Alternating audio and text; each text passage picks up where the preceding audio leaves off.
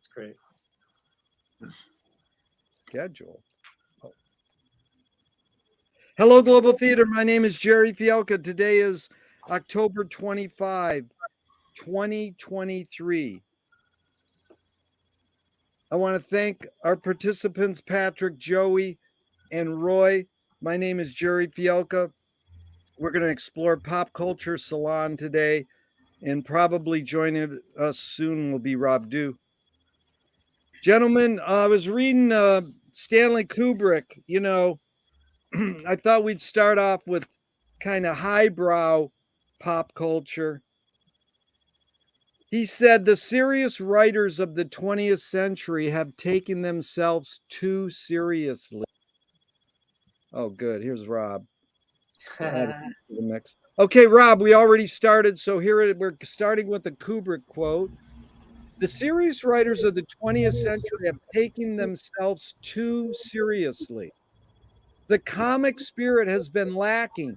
Comic vision of life, cynicism, loss of spiritual values, 2 world wars, the communist disillusionment.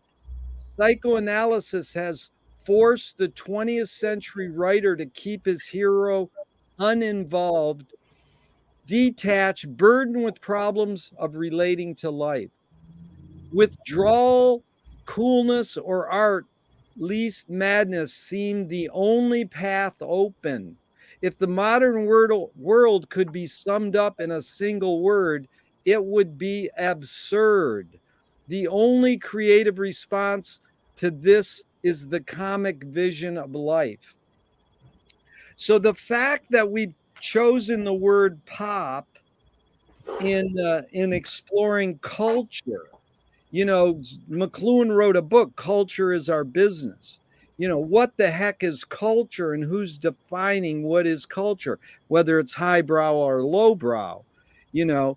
And McLuhan's article called the high priest of pop culture. That's not his article. It's about him in McLean's in like the late 60s, calls the hottest fads are Zen Buddhism, Freudianism, existentialism.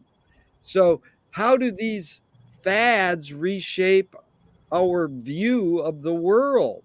So do we avoid, you all being such intellectual, wise people I can turn to and learn a lot from, do we avoid pop culture, or do we just say, hey, this is highbrow and we need to study it? Bottom line is, do we experience it or do we understand it? McLuhan said that understanding should shape our behavior, but experience really does. So we can't avoid experiencing pop culture. I would say you people understand it. Why in the heck would you try to understand pop culture? We'll start with you, Roy. Well, I think what you were saying about comedy, I was surprised to learn that Dr. Strangelove the book is not a comedy, it's a serious work. And he was halfway, I mean, they started doing it and he suddenly had the realization, we should turn this into a comedy. And he hired Terry Southern to write that brilliant screenplay. But yeah, I think yeah, I mean, I think that connection between the highbrow and the lowbrow, I think it's very important. I think Kubrick does that, and I think Joyce does that exquisitely. One of the things I like about him, you know, he goes to the top and he goes to the bottom and he connects them. Yeah, I realized yesterday that, you know what a BD, what is it, BVDs or BDVs, the underwear? I think it's BVDs. But... BVDs? You know, BVDs, Fruit of the Loom owns them now. That's a total Joycean thing. Bruno, Vico, and Dante. Joyce Incorporated is like, there's a great joke that I learned from who I forgot I learned it from, but The guy goes to the doctor and he says, you know, I'm having trouble pooping, pissing, and coming. And he goes, well, I'll have to, study what you're going on. He goes, doctor, take my pants. You know, like it's all in all the symptoms are right there in my underwear. Okay, so Patrick, you're up. Thank you, Roy. Why would you ever try to understand pop culture? You're going to experience it no matter what. Well, I don't know. I mean, I don't even like the term pop culture very much. I prefer the term mass culture because Yeah. It at least identifies the fact that it's culture, or it's a cultural artifact that's produced for some kind of wide distribution. So there's a machinal element to it. I mean, I think understanding it. I mean, I once. I was in an English department for many, many years, and I started writing an essay on James Cameron's Titanic, and everyone thought I had lost my mind. But what I was trying to do, and what I've tried to do in a lot of things that I've worked on over the years, is explore the way in which mass culture sort of plugs into something like a cultural unconscious. And so like people go to see a movie and there's such an obvious image in that film of, class culture in the form of a giant ship broken into classes that apocalyptically is cracked in two and thrust into the bottom of the sea. And with this kind of wild, nutty romance in the middle of it. And so there are all these people going to see this movie that is telling them that everything in their world is pretty well screwed up, but they walk out of it and seem hardly to even know that was there necessarily. But to my mind, what it says is we connect with things in ways that we don't even realize. And so since at that time I was sort of a critic, the idea was that for me, the critic's job is not to force it on anybody, but simply to expose what could be there, what could be one possible way of understanding this. And then you just put that into the pile and let history take its course, So I think pop culture or mass culture is just rich with things like that. I mean, they can also have very negative implications, I guess. But I mostly look for the things that are, I guess, conform to what I see as a transformation of the world, transformative for the world in some way. Anyway, I don't know. That was great. That's why it interests me. Great words, Patrick. Rob, you're up next, and then Joey. But just a couple little quick things. Who was the everybody complained? Your peer group, teachers, or the students, or all of them? Oh, my colleagues. Your colleagues, yeah. Yeah, because they,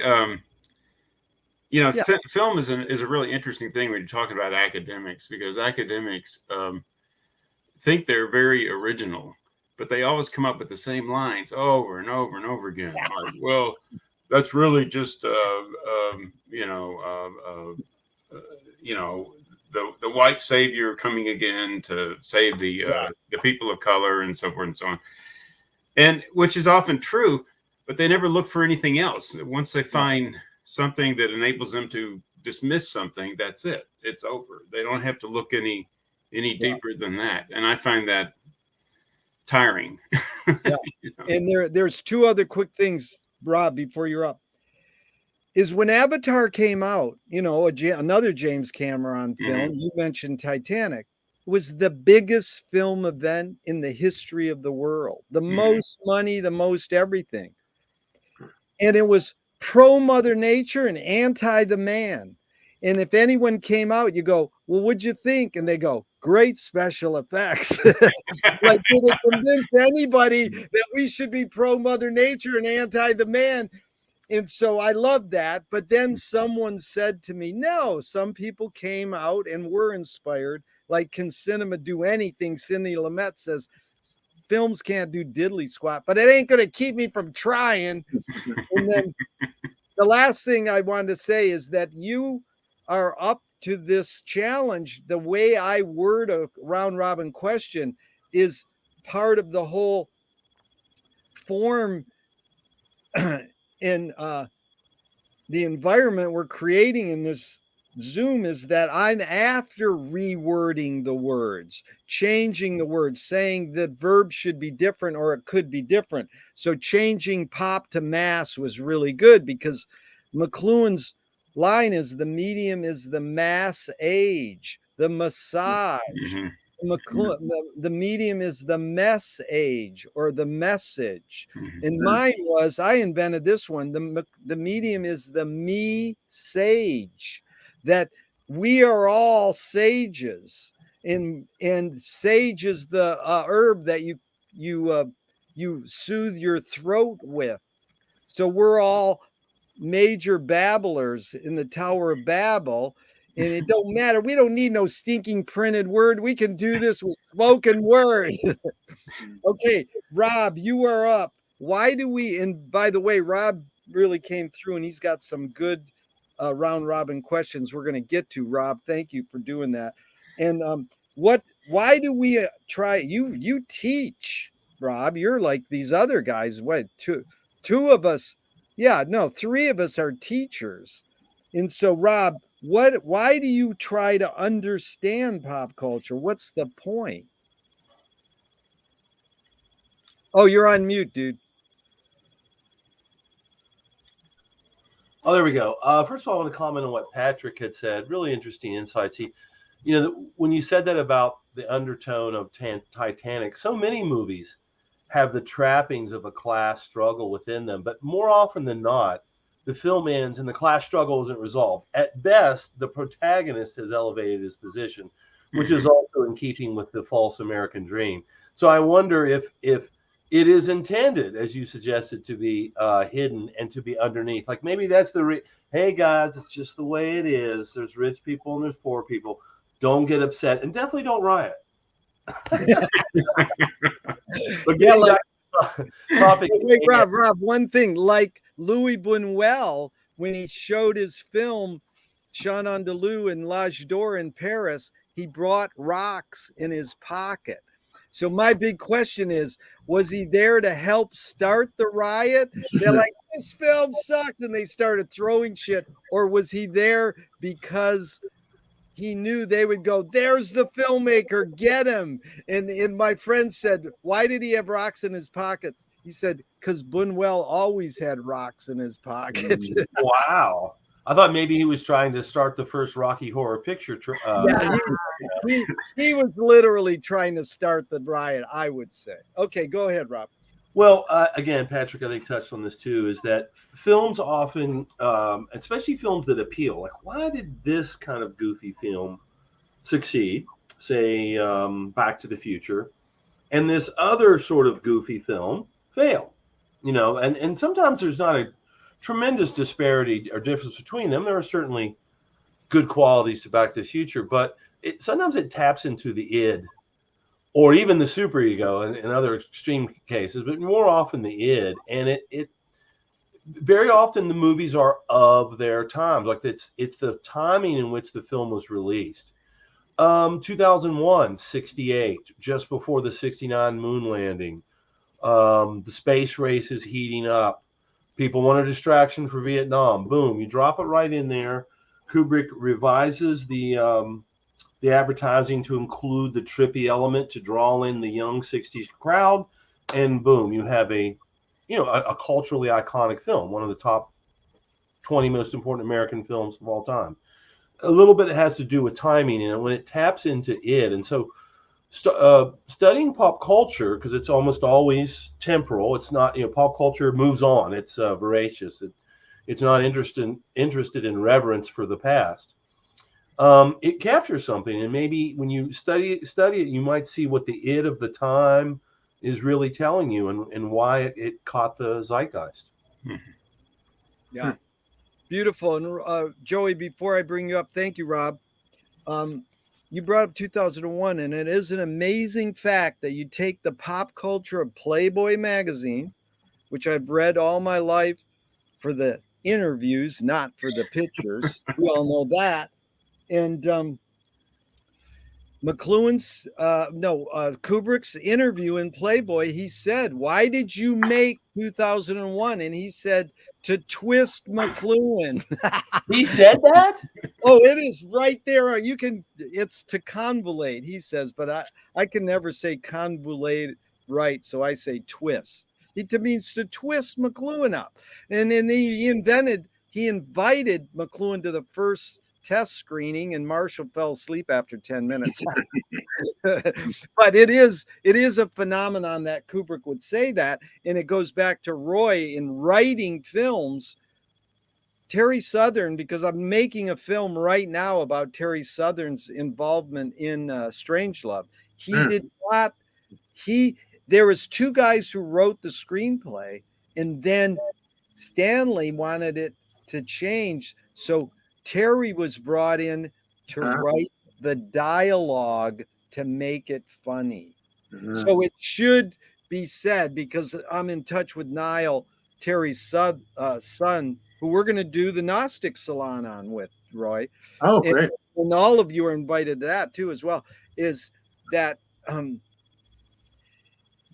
it really affected Terry's life big that the screenplay got in sort of a twisted form itself, and it sort of messed up Terry's life. Really? And indeed, what he did was he wrote the dialogue, the funny parts of Strangelove. And so bringing that up, bringing Joey in now, I wanted to introduce Joey because he was the one who caused this salon to happen. You're the culprit. And it is based on this photo, which I hope will become, is that the pop culture phenomenon look or what? Like, what? Me studying. So, Joey, why do you want to understand? You experience pop culture, but why do you want to understand it? Well, I'd like to go back to the initial question about Kubrick and pop culture. So I want to remind everyone, Stanley Kubrick was from the Bronx, as am I. And he was he used to play chess before he did still photography. He was a street chess player. So he's a strategist with a deep sense of dark humor. And I start that off just because regarding pop culture as a kid, at one point I lived in Wappinger Falls, upstate New York. My father worked in the Bronx at a place called Phillips Offset. He was he was a printer of pop culture posters, like the Dallas Cowboy cheerleaders, the Farrah Fawcett famous image. But the one we had in our home, framed with great pride, was the landing on the moon.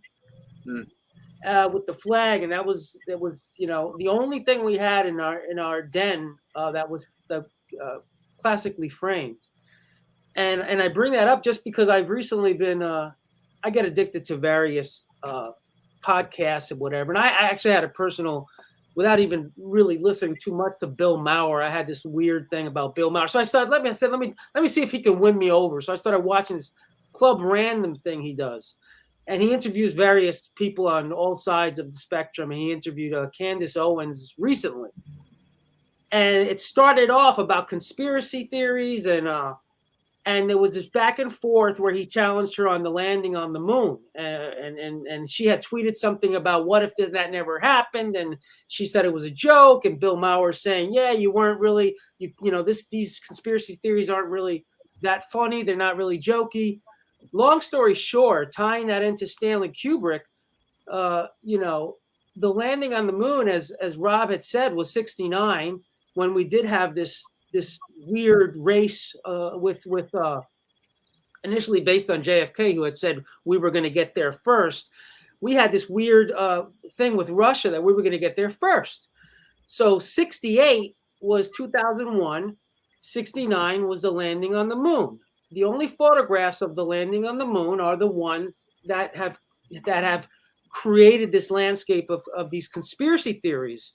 And some of them one could see where they come from, because if anyone has seen the work, particularly 2001, Kubrick's deep sense of composition and lighting, to be on the moon, the lighting would have to come from the sun. But if you look at that image, that one particular image with the flag, it's lit. It appears to be lit in different ways. So regarding pop culture and Kubrick, I would say he never really answered that question. Whether I think maybe he found that humorous that he was involved in this conspiracy theory. He died before even getting to see his Eyes Wide Shut movie. So I find it funny to think maybe Eyes Wide Shut was a reference to, like, open your eyes, you idiots. Can't you see I had the last laugh. I actually shot that in the studio. So I always thought that would be kind of a funny for conspiracy theorists. But yeah. Well, Joey, I interviewed Jay Weidner, who made the book, made the movie Kubrick's Odyssey, where he lays it all out that Kubrick shot the moon landing footage. Whether you believe it or not, it doesn't matter. It's the greatest conspiracy ever, just on paper, as a joke, going back to absurd, is that Kubrick wanted this lens, and the U.S. government had the only lens, and they said, we'll give you the lens to make Barry Lyndon if you fake moon landing footage. Ha ha ha. Anyways, Jay Weidner, who I interviewed last week, is the expert on that, and he was in the great documentary Room 237. Wow. That was a good point, because there's a lot going on there. Conspire means to breathe together. So there's something about pop culture and the poster, that image. I want to tie it in. Yeah. Go ahead. We went off a little bit on conspiracy theories, and I think conspiracy theories are an example of some of what I thought we were going to talk about today, which is the stagnation of culture. So I think it's conspiracy theories where we're going to go back and rewrite the past. At least part of it is hoping for a better past, and also rewriting and revisiting and really rehashing dead issues, which is stagnation, as opposed to moving forward. We got plenty of problems now. And this is in no way to say that there aren't some conspiracies that are valid. I'm not trying to invalidate conspiracy thinking entirely. I'm just saying it's indicative of what I think we were suggesting as a uber topic today, which is stagnation in society and the fact that culture has stopped. And there's, a lot of people saying that. Yeah, it's good, Robin. You can word that round robin question, because I thought it was great. I've learned that we can differentiate rooted and retro. When somebody's rooted in creating the blues music, say, like Sunny War, the woman I produced from the boardwalk on Venice, 17 years old. She's like a cross between hardcore punk and Robert Johnson, but she's rooted in the blues, but she's not retro. Another friend of ours is more retro. He can play the blues as it was done in the authentic 20s. So that's good too. But what do we want? Do we want more rooted or more retro? What's the difference in how do you want to word that question, Rob? What evidence or what's your... Well, I guess my evidence was a round robin question. What evidence do you see in culture, and you can take it across the board anywhere you want to go, of stagnation, of new ideas not being forwarded and old ideas being obsessed upon? However you want to...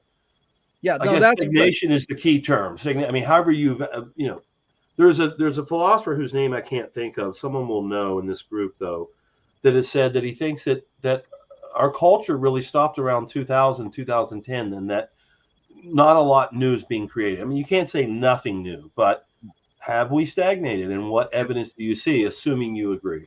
Yeah, and Patrick, we'll start with you, because you were nice enough to go to the new Marty Scorsese film on the big screen because we were dying to know if one of our members was in it. The IMDb page said he was in it. He went and filmed with Marty, but he didn't have any proof that he was in it. And he was sort of shy about going, well, I don't really want to know until someone emails me and said, I saw you in it. And Patrick was so brilliant because he found that Jay Paulson was in it, and Manohla Dargis mentioned the scene in the New York Times Review. How much better is that? They didn't mention his Well, name. it was great because it's about 30 seconds. I mean, it's Right. a very, and Jay had some issues because in the scene he plays a car salesman who's on his knees begging these Osage Indians to buy this car, and it just goes like that. Yeah. But it's striking. And Jay had hesitations about being on his knees. He thought it was unnatural, you know. Yeah. But in fact, it worked perfectly because at the beginning of the film, what he's doing is establishing the situation where you have all these white guys, you know, sort of manipulating these very wealthy Indians who have only limited control over their own wealth, you know, so to speak. But okay, what is the question here, though? Yeah, on the issue of that, that's You're not to be. because I was asking you what Marty do you like? And you're a Marty fan, and he's a prominent, iconic filmmaker in American cinema. Yeah, What I think he's evidence the greatest, actually. Yeah. That film is a masterpiece. I saw it this weekend. It's a masterpiece, that movie. Yeah. Absolutely. Well, yeah. There you go. So, Patrick, what evidence in culture of stagnation? We can say that's the other end of the spectrum. Here's an old guy who's still making masterpieces at 80. But what about stagnation? Is pop culture dying or dead, or is it alive and thriving? And the difference between rooted and retro. Go ahead. Yeah. I don't know. I think you may realize from other, things I've participated in that I'm always inclined not to go for the decline narrative because, I do think the thing that strikes me as stagnation to some extent is the music scene. I don't mean all the music scene. I just mean, I watch Saturday Night Live, and the musical portions tend to bore the hell out of me. Yeah. Partially because I can never understand what anybody's saying, and when it's hip hop, and it's not that I don't like hip hop. I like the hip hop that I can hear and understand, the lyrics to some extent. And I really like hip hop in movies. I like the way hip hop gets used in films. And I love Hamilton for what that's worth. Pache, Ishmael Reed. But I don't really know that I see that as a decline, because the two things I've learned over the years. Number one is never trust my own judgments. Yeah.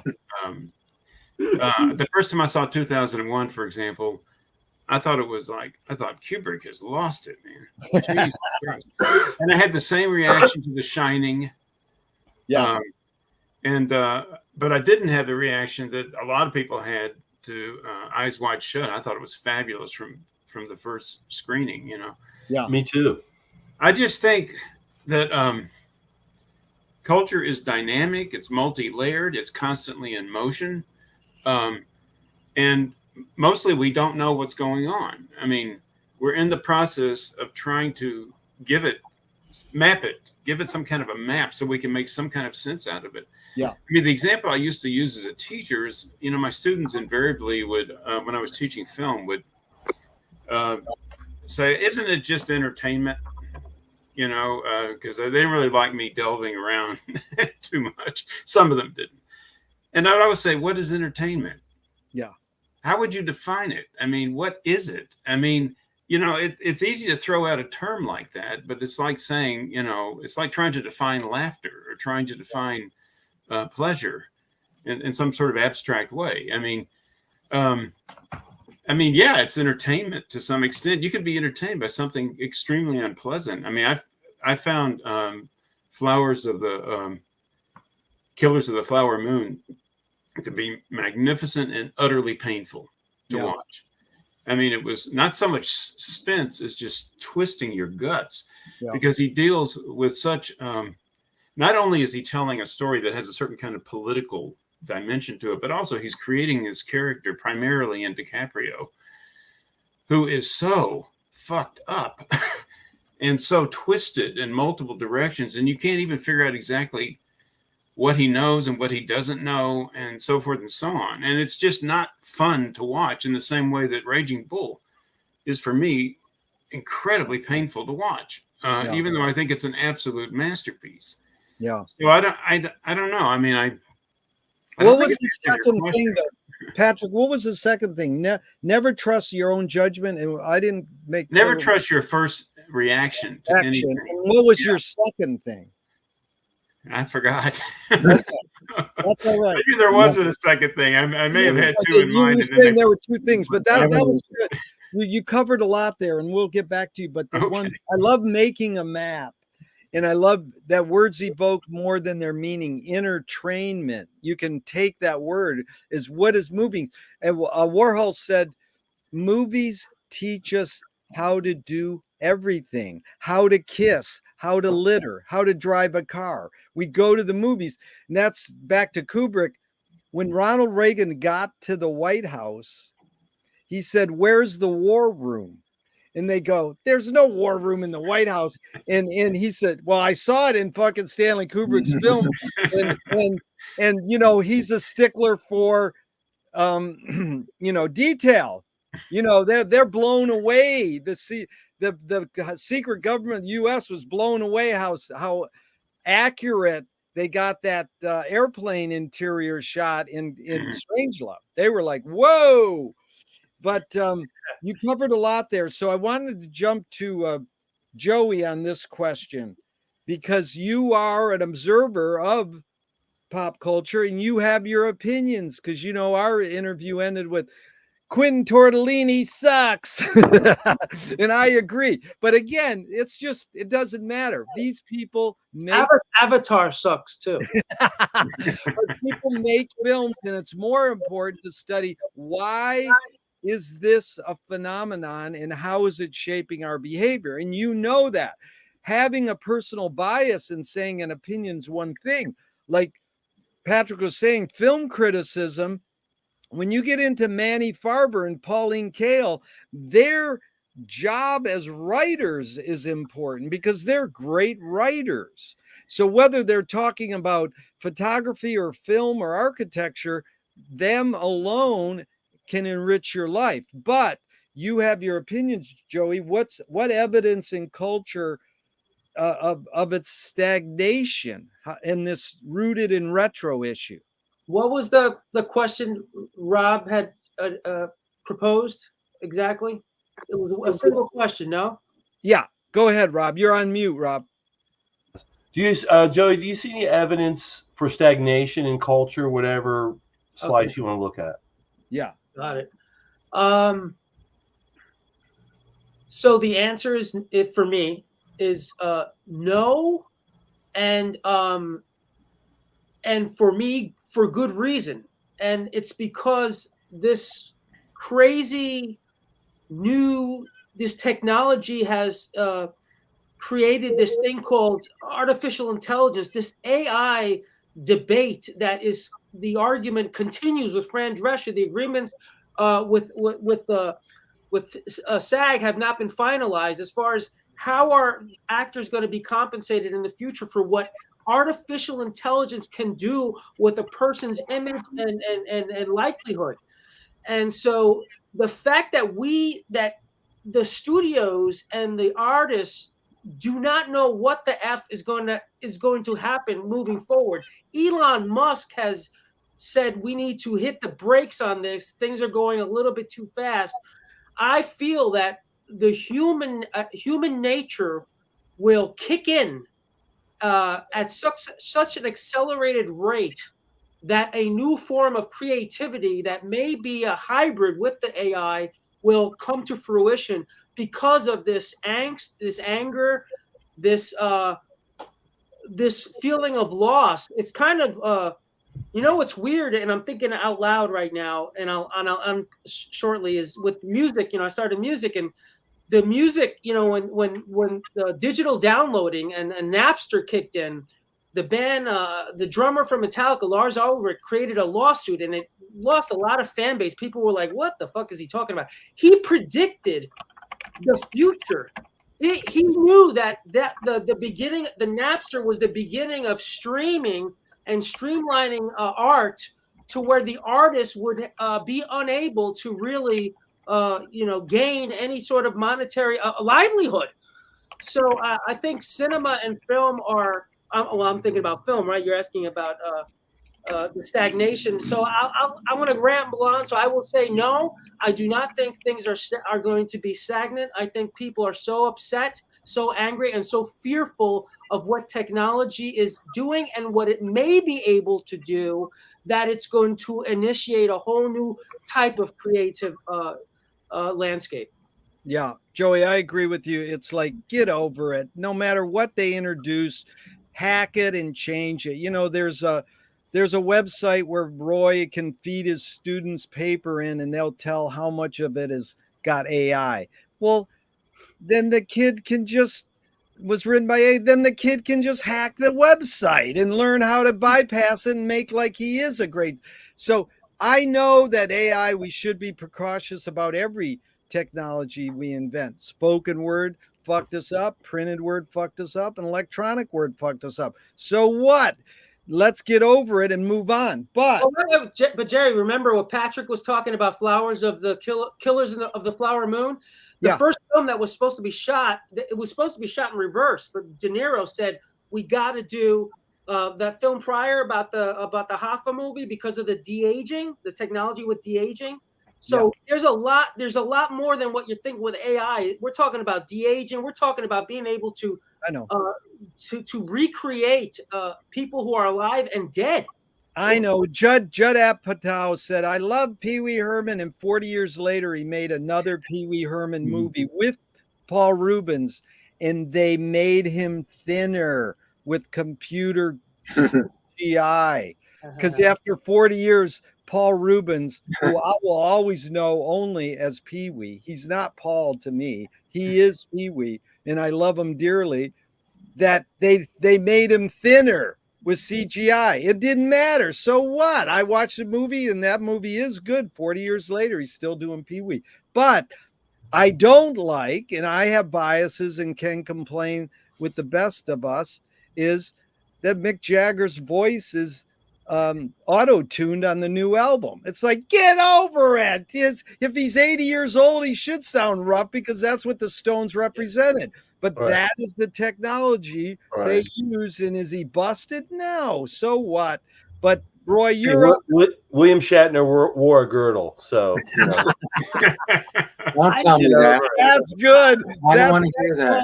That's called organic CGI, or no, analog CGI is girdle. Okay, Roy, you're up.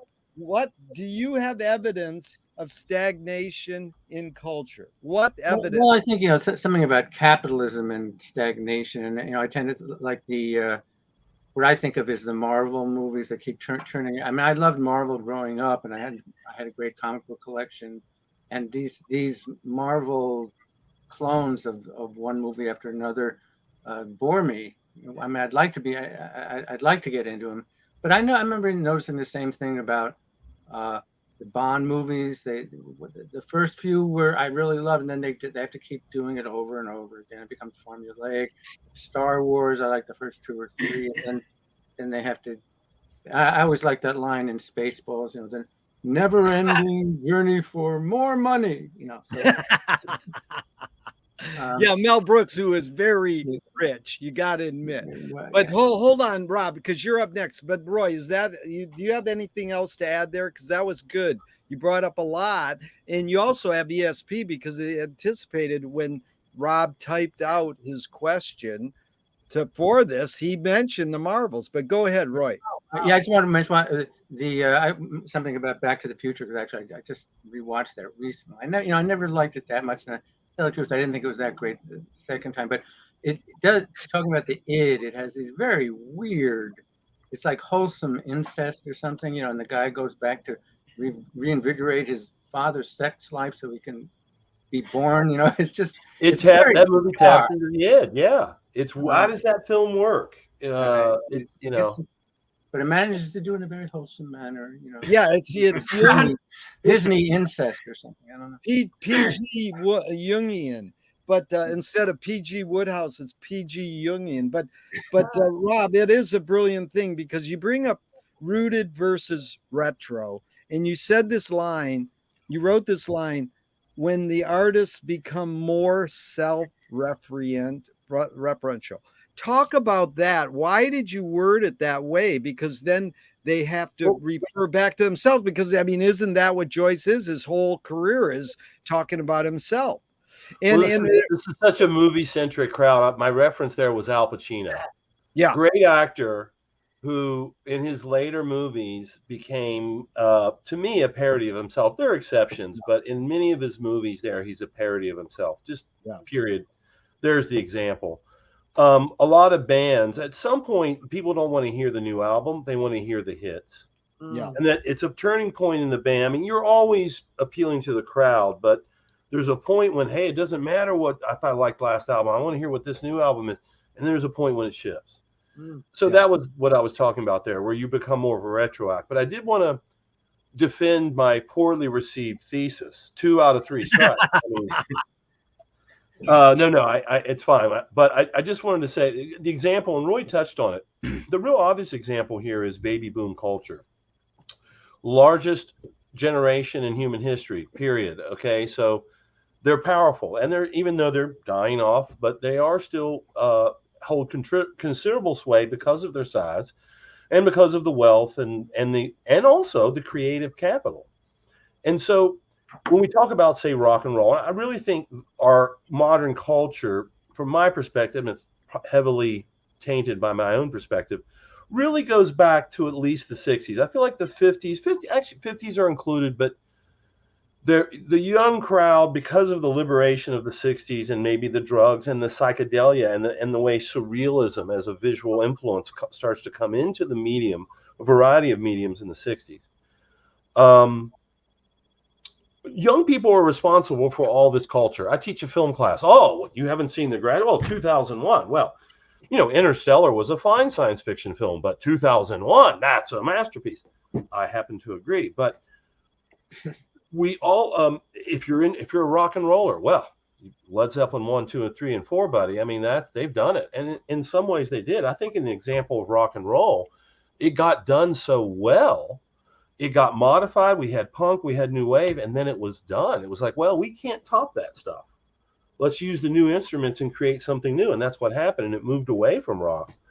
So just in the amount of art that's important and the size of the generation of baby boomers, and also to give deference, the quality and the enormity of the art that they created still is with us today. Roy mentioned some examples. Marvel and DC Comics really took off in the 60s. Marvel, and particularly in the 60s, with Spider-Man. Now we have those manifest. Those films both appeal to the young, and they're hoping to bring in some people like me and Roy who read comic books back in the day. So the enormous weight of that generation, and we don't have to debate this, or if it's not interesting, I'm happy to move on.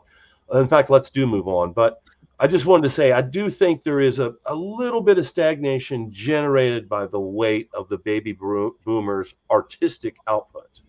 Yeah, it's Roy, Rob, it's a great point, and I really love you for saying it and thinking it out, because Coagula, the great art magazine in LA, which criticized art criticism, Matt Gibson, there was an article once that had said, when you had hardcore punk, you had the shitty president Reagan. You had the dead Kennedys. When you get the wimpy president like Clinton, you get new wave, which is fucking wimpy Talking Heads and Blondie. That was all 80s. They are the Talking Heads. Right. And I know the Talking Heads are like late 70s, 80s. I know, but they're not. They were at CBGBs, but they're not hardcore, you know. But it was just a funny little thing, because this is what I would love to go into next is if you look up culture, the word in etymology, it gets to a point where it says, it's all about the earth and, digging the earth. Then it says in 1805, culture means learning and taste, the intellectual side of civilization. So Ooh. it's like I'm loving watching the reactions to Britney's new book because people are like, why would you ever care about Britney Spears? Oh my God. And I love it when she was in that show where the guy drives the car and sings with the pop star. Do you know this TV show? It's amazing. They have Stevie Wonder singing his hits in a car. And it's really an amazing thing because that's the culture, baby boomer culture. We drove cars and we played the radio and sang along. And so he sings the song with Britney and he goes, so Brittany, what did you mean by that song? Oops, I did it wrong again, or whatever it is. She goes, it's just a fucking pop song. Get over it. She like lays it down so perfectly. It's just a song. No, it had special meaning, blah, blah, blah. But if we go with this line that culture is learning and taste, the intellectual side of civilization, which is funny that culture, the word culture means that. Where does and how do humans acquire taste? So we all have our taste. Is it innate to have taste? Is it in us, built in? And the word alone comes from, it's a gut feeling because taste involves the mouth in digesting. How does one acquire taste? We'll start with you, Rob. Yeah, you're on mute. Great question. Humans are mimics. I think your parents, of course, to be obvious, but then also people who you somehow admire. We've talked a lot about movies, so I'll make movie references. When I got exposed to Woody Allen, and he has all these sort of refined opinions about things, this sort of intellectual opinions, and I was like, oh wow, that's what an intellectual thinks. Well, I adopted some of those tastes. There's that great scene, I believe it's in Manhattan, when he's reminiscing about his girlfriend and he's recounting the great things in life. And he references Manet's Pears and Apples, and he references a jazz masterpiece. And he's really sort of very subtly that informed my own taste. I was like, oh, wow, this person whose art and messages I admire, he's just demonstrating a worldliness, a taste for less popular music, a taste for fine art that is now passé. And, I don't know if it was conscious or not, but I began doing that. So mimicry, first of all, your heroes, your parents, and then your larger culture, because you also get shamed for having bad taste. Yeah. And expressing a distasteful opinion or a liking for something that is distasteful to a crowd can has social ramifications. Yeah, I liked what you said, Rob. And it's a question I've asked you all in my interviews in the past in regards to music, theory, technique, and taste. You practice, you study the structure, but how do you acquire taste? And when Woody mentions Willie Mays in that context, it's beautiful. Okay, Joey, how does one acquire taste? The theme of this is popular culture. Pop culture, short for popular culture. I would say regarding music and taste, we do mimic, as Robbie said, as social creatures. I do feel we also connect with the climate, the atmosphere, the political going on. For example, the pop icons. If you think about Jim Morrison, which is sort of like at the cusp of where the hippie movement was becoming darker after the Manson family stuff, right? So you got the Doors. Things start they're hippie, but it's darker now. You got the Amy Winehouses, the whole 27 Club. You know, you got the Kurt Cobains. To this day, my daughter, you know, she loves Kurt Cobain. I mean, there are iconic figures that capture a moment, not only in a person's time, their experience, but also in what's relevant at the time. So although we follow the sheep, we're like a herd, there's still some weird, deep connection of what we connect to as far as our immediate environment and the political climate. So yeah, Joey, yeah. that's great. That's called zeitgeist, and that's Marshall saying you can't write the great American novel. The great American novel is the front page of the newspaper. So it's like, you know, okay, Roy, you're up. How does one acquire taste? I think a lot of it's experience. I think when you first see things, sometimes you don't. One thing might be an inferior imitation of an earlier work, which if you're not familiar with, you wouldn't know how to judge it, or seeing things in the context of what they're reacting against. Like I think of I think of the bebop as kind of a reaction against swing. You know, it's kind of a white colonization of jazz, and then there was this violent reaction against it. And I think it's similar to the late '70s when rock was getting soft, and then for me the punk movement was really a breath of fresh air because I felt like it got rid of a lot of the bullshit. Yeah. But if you're not, I think you need to be able to compare. I think that the larger your references, the more taste you can develop. Yeah, and just to divert, Roy, what's the difference between experience and understanding? Because Marshall's saying, hey, we shape our behavior by experience. We should shape it by understanding. Is that a valid distinction for you, or those two words sort of mix and match? Yeah, I don't know how to really separate those two things. Yeah. Okay, Patrick, how does one acquire taste? I'm beginning. I hate to sound like, you know, a Marlon Brando interview, but but I just don't think one does acquire taste. Yeah. I mean, I think one has connections. I mean, like, I don't want to have to dig into my whole life, but I always just see these very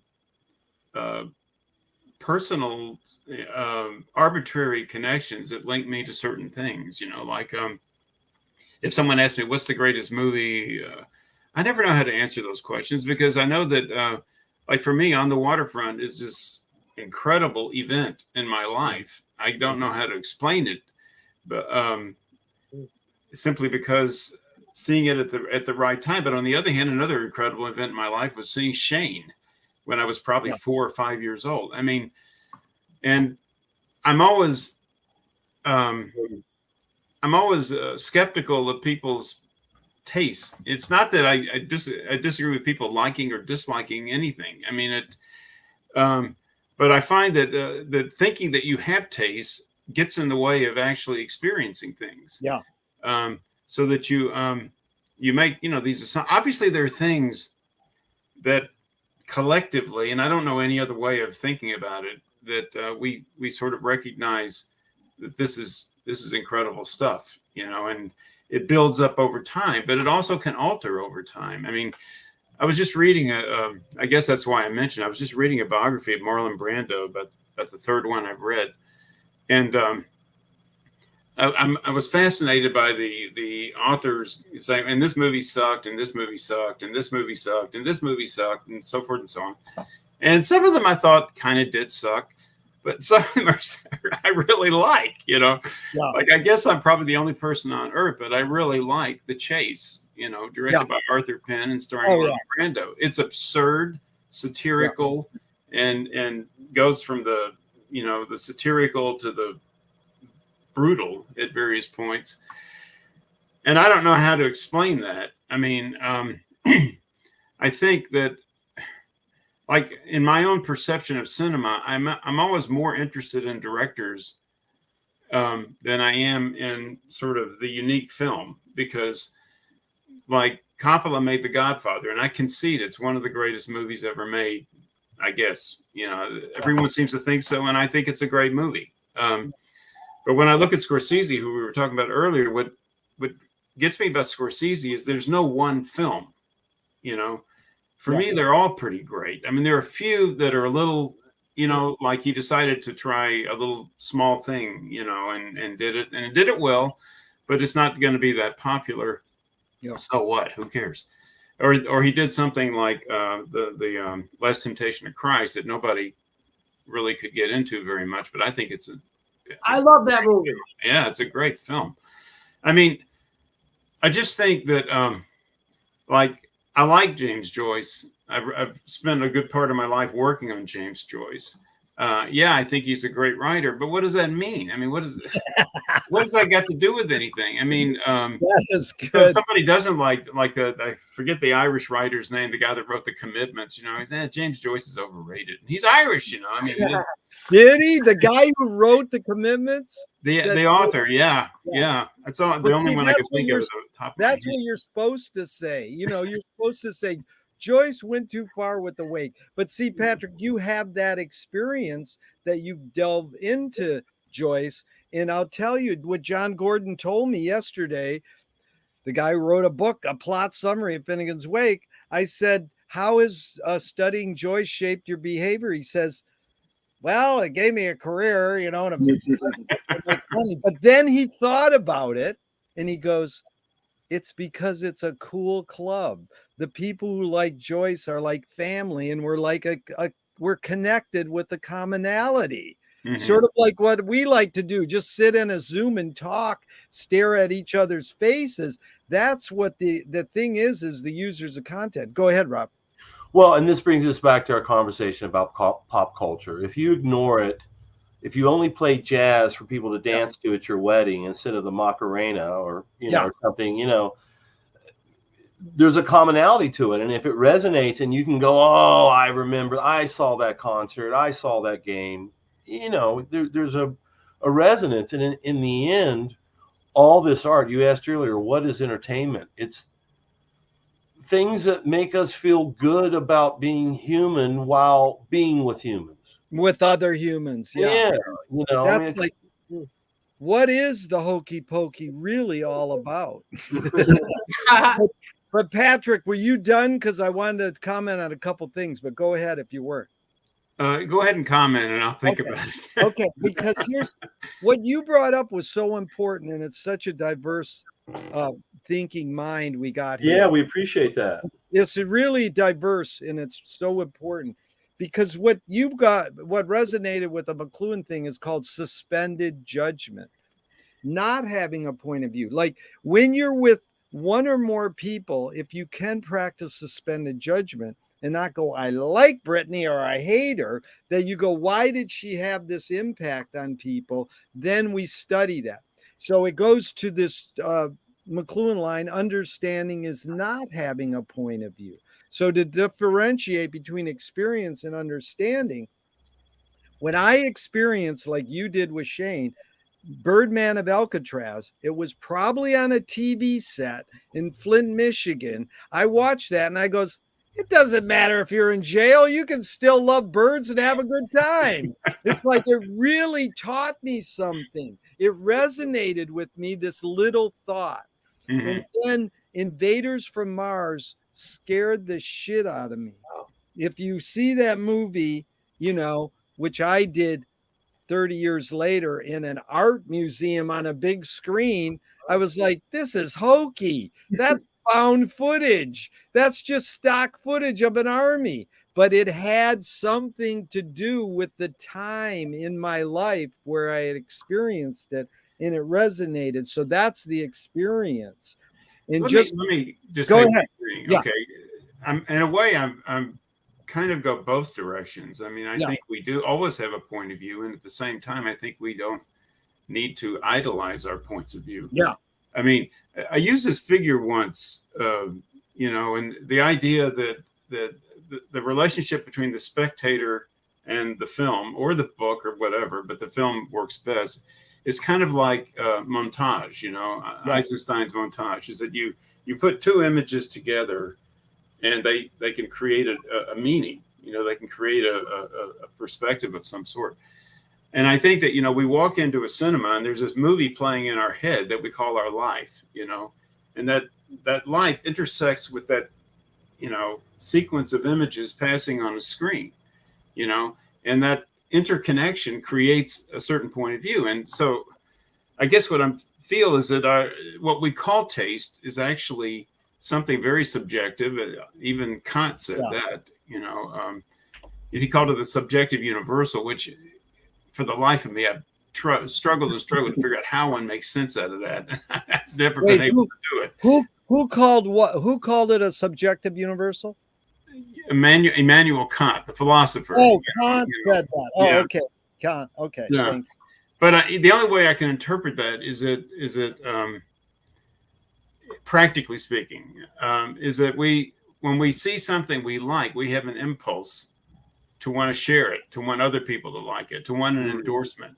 And that's why you have these kinds of weird situations, you know, where someone likes something and no one else likes it. And it's almost can be offensive, you know, it can, you know, really irritate you or someone else.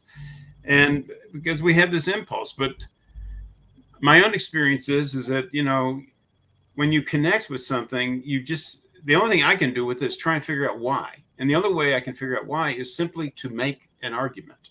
Yeah. Make an argument, and you put it, in my case, you put it into words, and it's there. You put it on the record, you know, and that's it. Take it or leave it, you know, but it's there. And, you know, once it's on the record, so to speak, you can't get rid of it. It becomes a part of the process. And that to me is judgment. That's all judgment can be, is making an argument. Otherwise, it's just, you know, this intuitive thing, like, yeah, I like it. Yeah. You know, no, that's the good question, Patrick. You ask someone, did you see the new Marty film? Like, how was it? Great. It's like, no, I saw it on a big screen. I had no trouble parking. No cell phones bugged me. The popcorn was perfect. And my girlfriend put her hand on my leg in the middle of the film. There's all these other factors. And that's why McLuhan said there's no such thing as a good or a bad film. It's a good or a bad viewing experience. Yeah. Now, we're all film aesthetics. We go, no, that's a good film and that's not a good film. And, you know, I have to say, bringing up montage is, and when I learned that Alice Guy Blanchet made a film that Eisenstein saw when he was 8 years old, and he ripped off her film and made the Odessa step sequence in Potemkin by ripping off a woman. And I says, how do I not know this? I've studied film for 50 years. It took me 50 years before I learned that. That was heavy. So it's like this whole idea of montage, putting one thing next to another and coming up with an argument is really important. What you said, the next question is, why do we deify? Okay, Roy, we'll start with you. Why do we go, oh, that's, you know, we put Joyce on a pedestal, or it's like when I put McLuhan at the film festival in Ann Arbor once, the guy turns to me and goes, McLuhan's dead. I goes, dude, you use an optical printer. They're obsolete, you know. But, you know, we too tend to deify, whether they're alive or not. Why do humans deify? That's the question, Roy. I just want to say, I think montage, that's worthy of Joyce. But yeah, I mean, I think we really want to admire excellence and the brilliance. And, you know, I agree with Patrick. I mean, On the Waterfront is one of my absolute favorite experiences. And the odd thing of that, what confuses me about that movie is that it seems like it was, in a way, it's a horrible act of bad faith, because I think Kazan kind of makes this connection between Terry Malloy naming names on the mob and him naming names in Hollywood. And you know, Brando was in the actor's studio, and they all said, we can't work with Kazan because of these naming names. He agreed and said, well, you know, it'll be good for my career. And so, you know, he decided to do it. But then, you know, it's absolutely one of the most brilliant movie experiences I think there is. But yeah, but I think there's something to do. I guess the word that Freud used, cathect. You cathect onto things, and I feel like my favorite movies. I need in terms of judgment, I need repetition. I feel like in a way my way of deciding if it's really a good movie, if I can watch it over and over again, and it holds up, and then it kind of refines.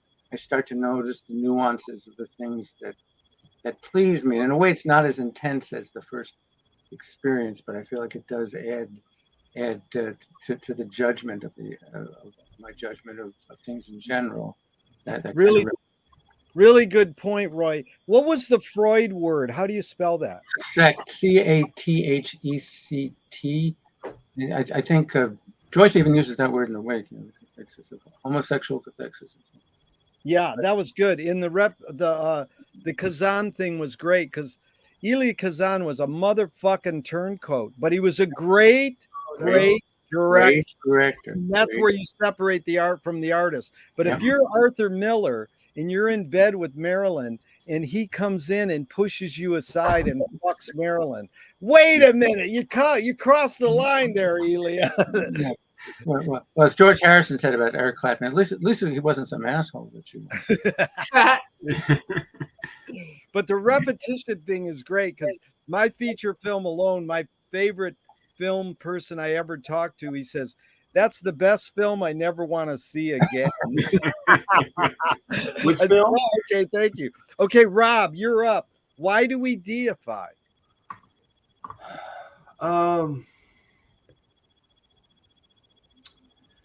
Well, we talked about this the other day. I'll just summarize something I said there.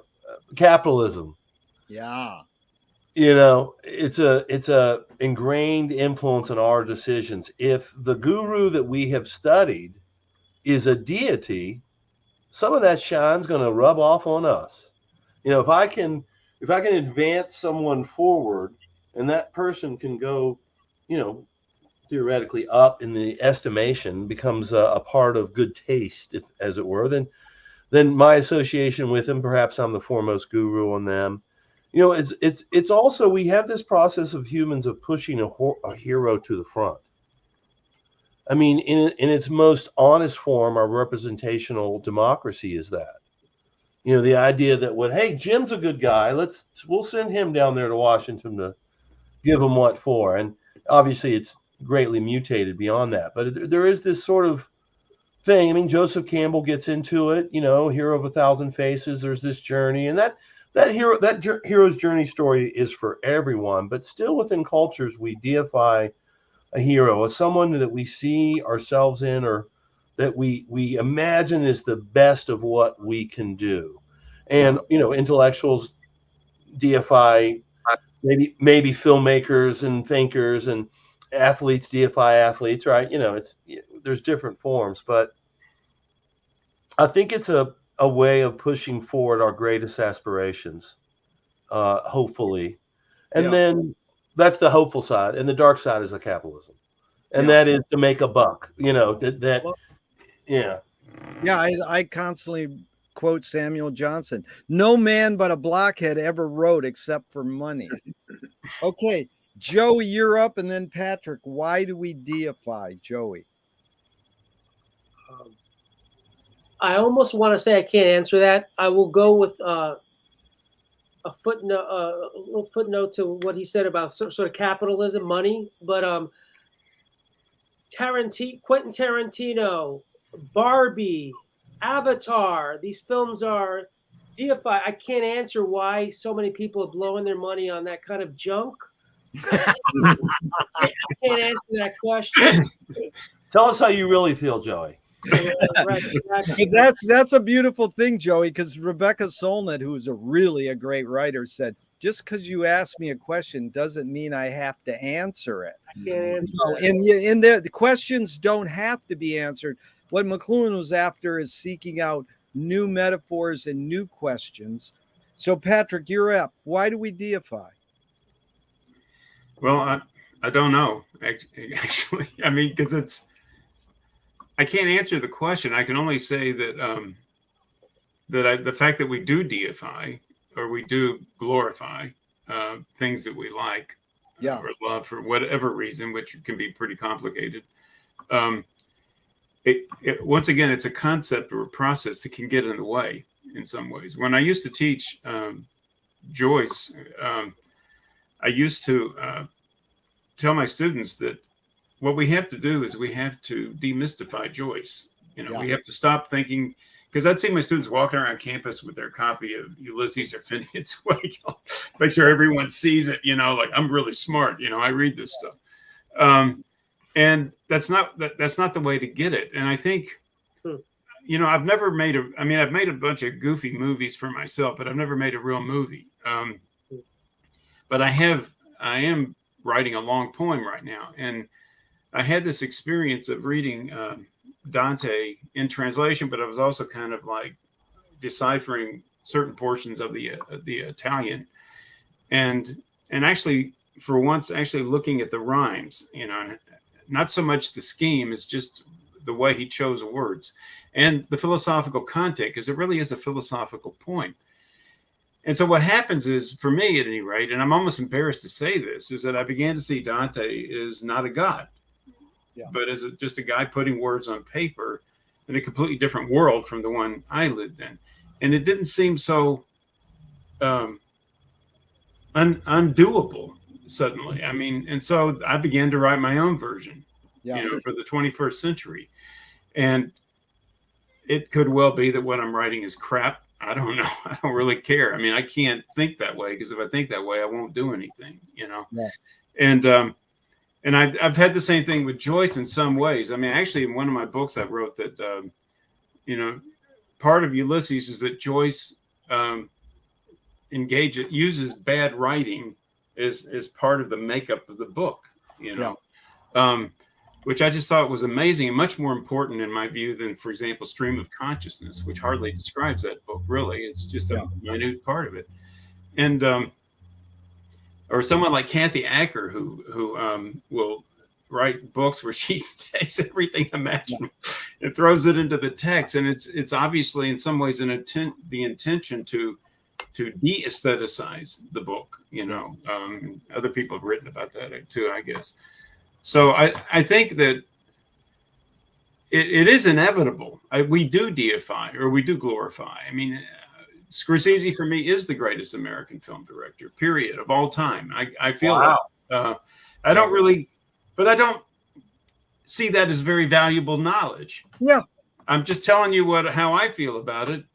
And I don't really think how I feel about it matters all that much. What matters is what I can say about it, the kinds of arguments I could possibly produce, or how I can use that influence in other ways. In the poem I'm writing, I actually wrote some stuff about Scorsese recently, just a few, stanzas, but it was because Scorsese meant something in the context of what I'm trying to do, and it's not criticism exactly, but it's something, and that's part of it too. When a writer like Thomas Pynchon, is reading comic books and James Joyce and Faulkner and then fuses this, or when he wrote, oh Christ, I can't even think of the name of the book, the one where he actually incorporates Westerns and detective novels and everything into this massive long novel.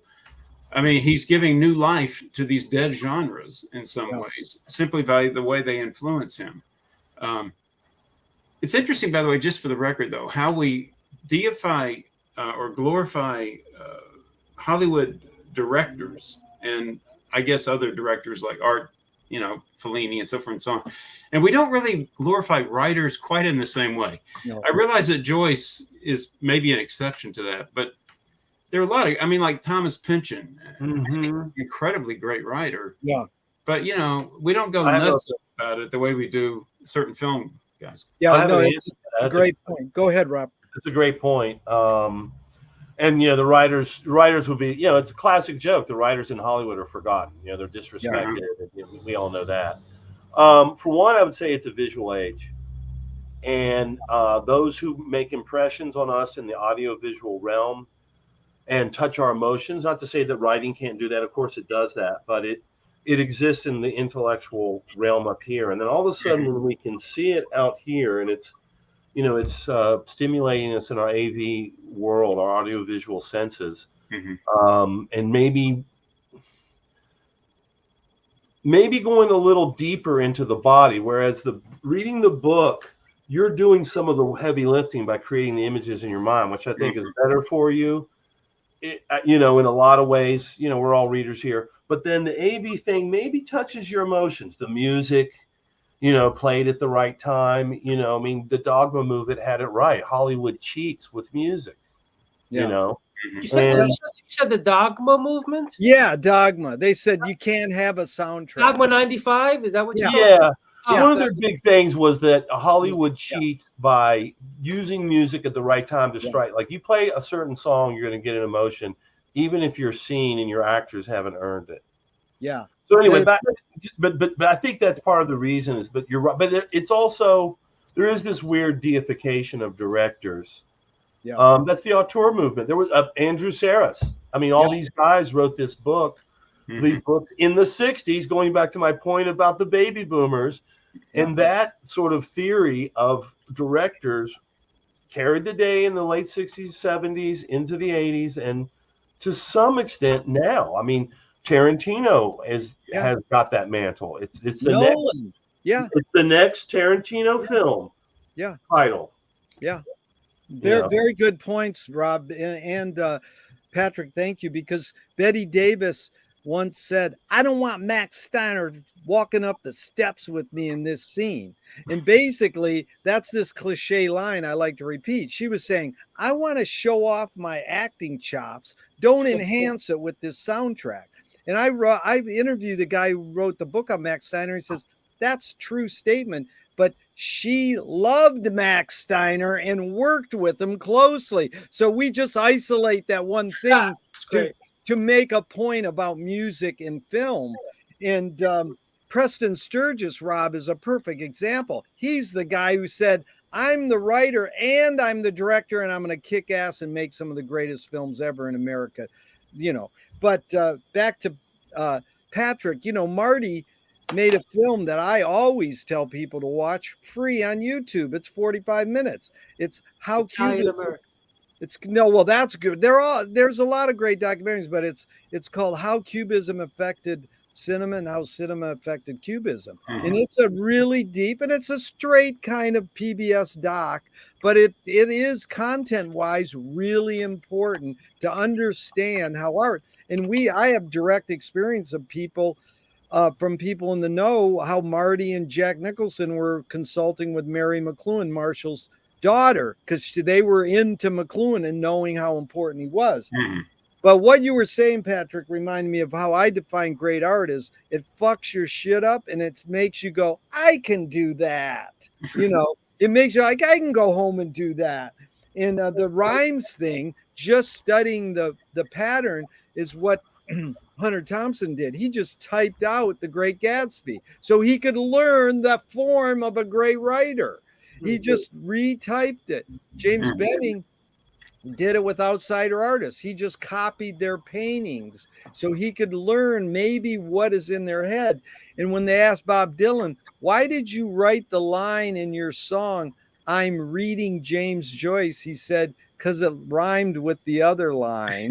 There's a lot of truth in that. Yeah, I'm not literally reading James Joyce. I just thought it rhymed. He must have. But let's go back. This is one of the things I love about Roy is like he can always go, well, they said it in Spinal Tap and Bob Dylan, and then they said it in Yates, and I was like, what?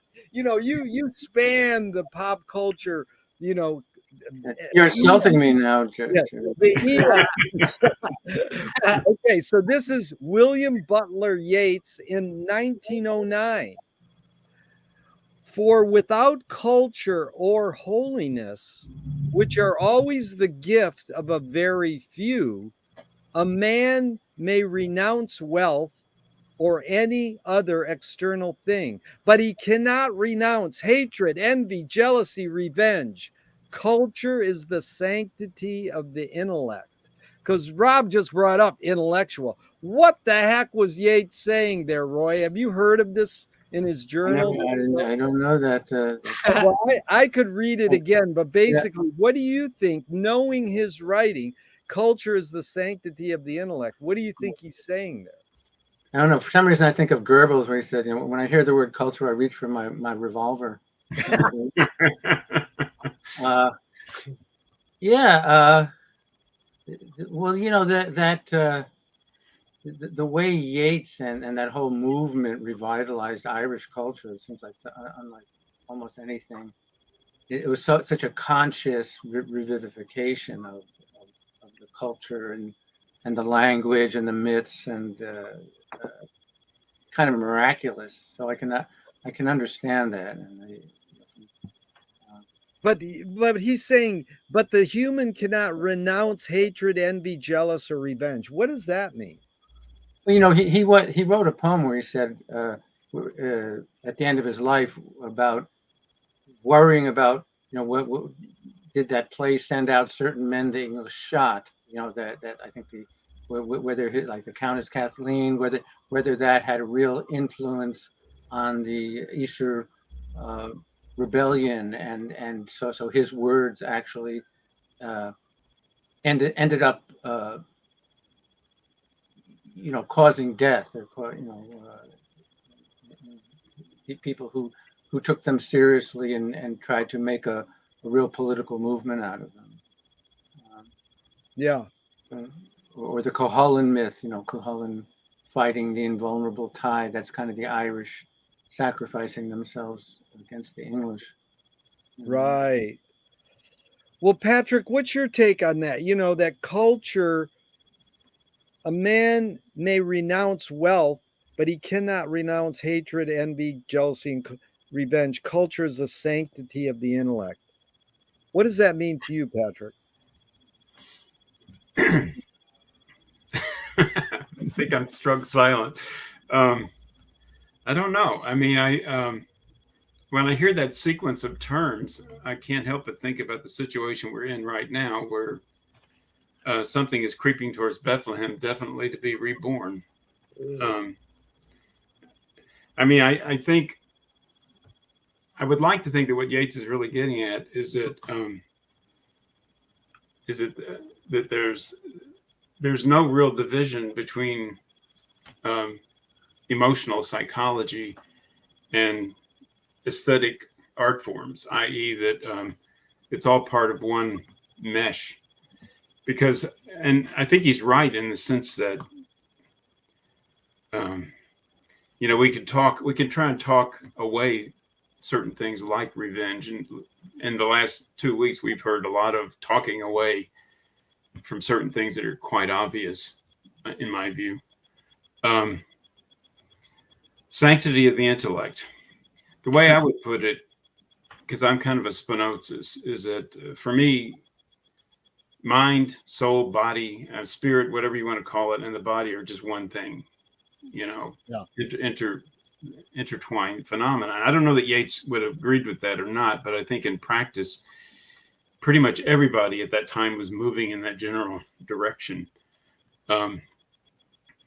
And so culture is this mental process that is also a physical process, you know.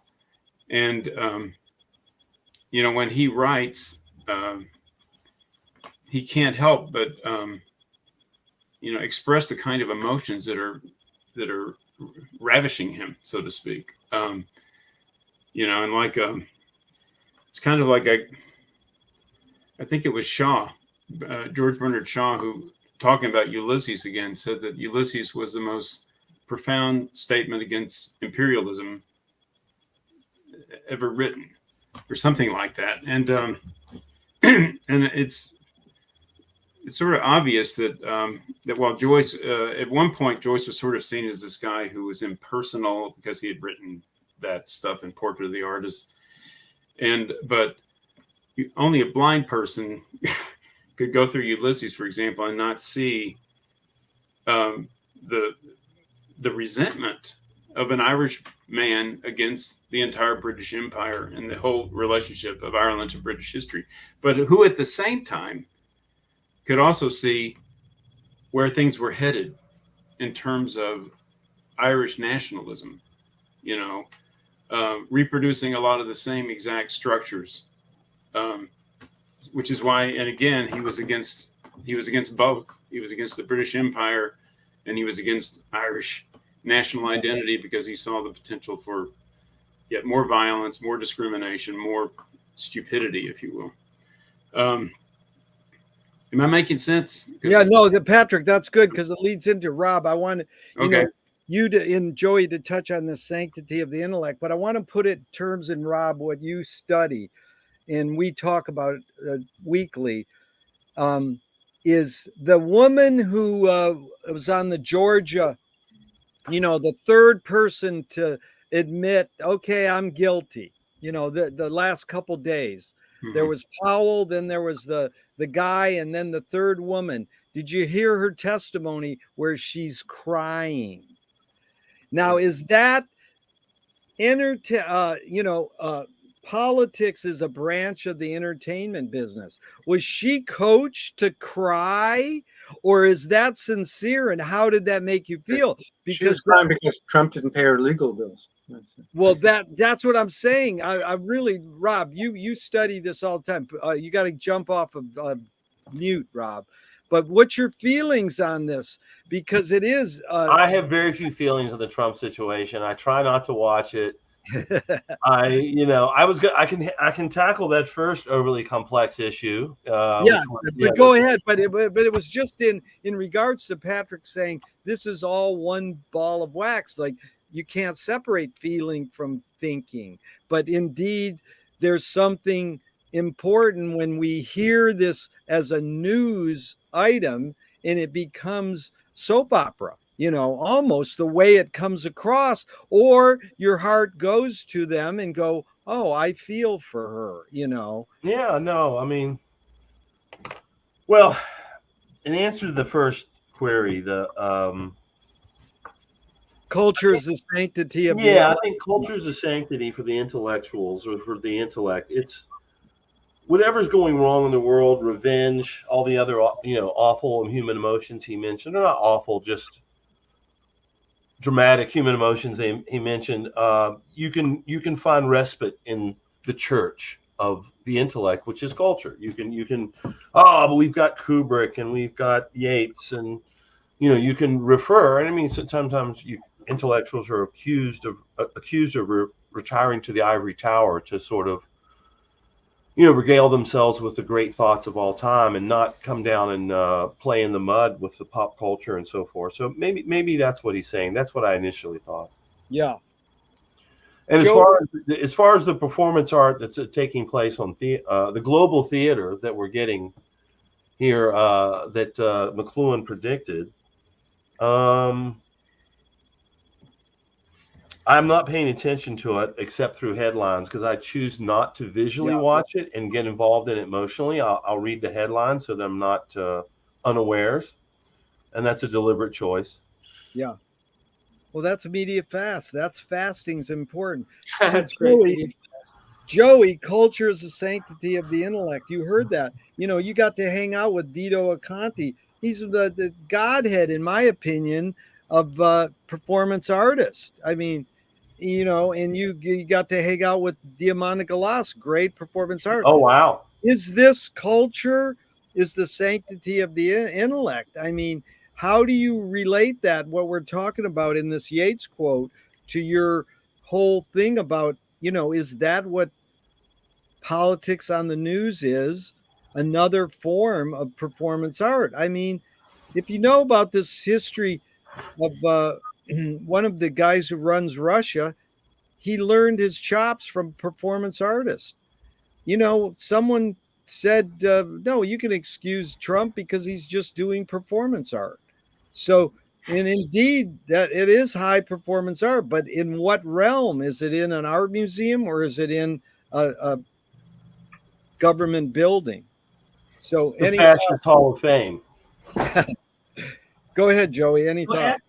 If you can, ask the question more concise. Yeah, culture is the sanctity of the intellect. You know, the human can renounce hatred, envy, jealousy, and revenge, but culture is the sanctity of the intellect.